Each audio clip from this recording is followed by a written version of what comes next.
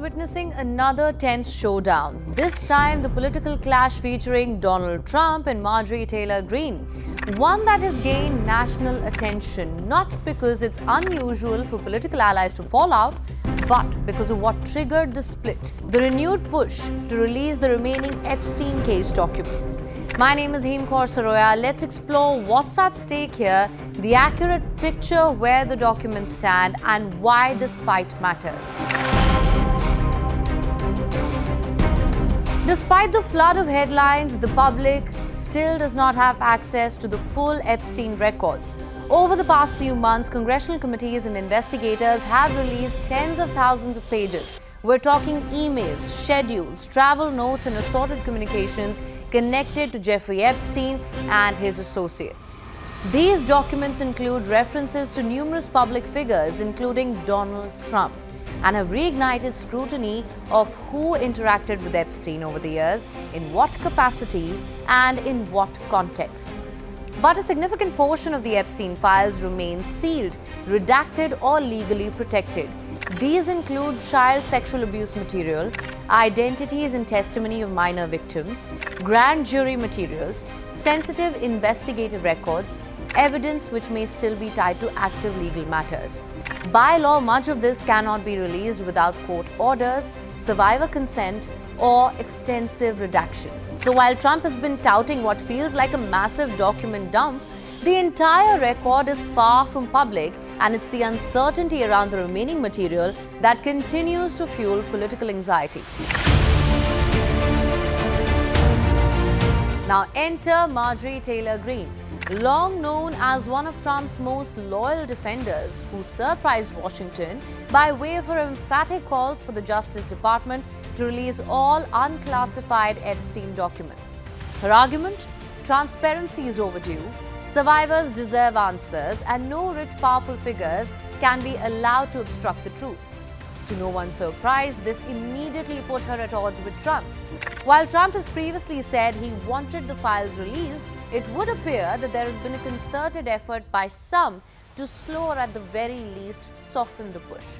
You know it, by either questioning the process, calling it a distraction, or casting it as a partisan tactic. If you're going to do it, then you have to go into Epstein's friends.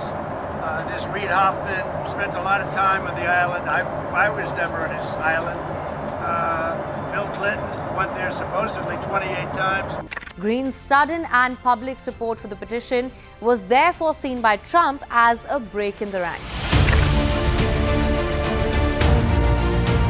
Trump responded, as Trump often does, with public criticism, suggesting Greene had betrayed him, amplifying attacks against her online, and withdrawing support for the Republican lawmaker. Greene countered by saying that Trump's attacks do not just risk perpetuating toxic infighting, but also putting her safety at risk. This after security officials had warned her about threats following his posts. However, as pressure grew and more Republicans quietly signaled support for the transparency vote, there has been an abrupt shift in Trump's tone. He posted that Republicans should vote to release files because, and I'm quoting here, "we have nothing to hide." Well, they can have whatever they want. They already do. I think they have 50,000 pages already. Look, this is a Democrat hoax.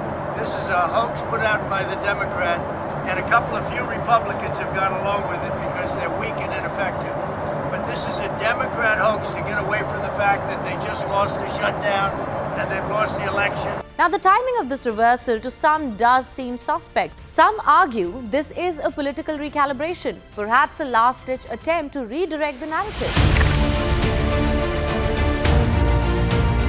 Now, it does not help that Epstein's newly released emails have painted a rather disturbing picture of his view of Donald Trump, suggesting Trump may have known more about Epstein's activities than he has publicly admitted. In one message to Ghislaine Maxwell, Epstein critically called Trump, and I'm quoting here, "the dog that hasn't barked." In another email, Epstein outright wrote, and I'm quoting again, "of course, Trump knew about the girls," claiming Trump had even asked Ghislaine to stop. Beyond these claims, Epstein expressed intense disdain for Trump in private correspondence with associates. While none of the emails accuse Trump of participating in abuse, they do strongly imply that he did have deeper knowledge of Epstein's behavior, at least more than he has let on.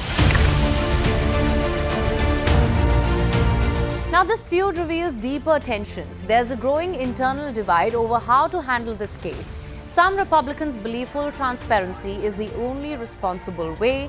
Others worry that more disclosures, even if not directly implicating Trump, could cause political damage or revive old controversies. The feud also reflects a broader national mood, a demand for accountability, especially in a case involving the exploitation of minors, powerful men, and a long history of institutional failures.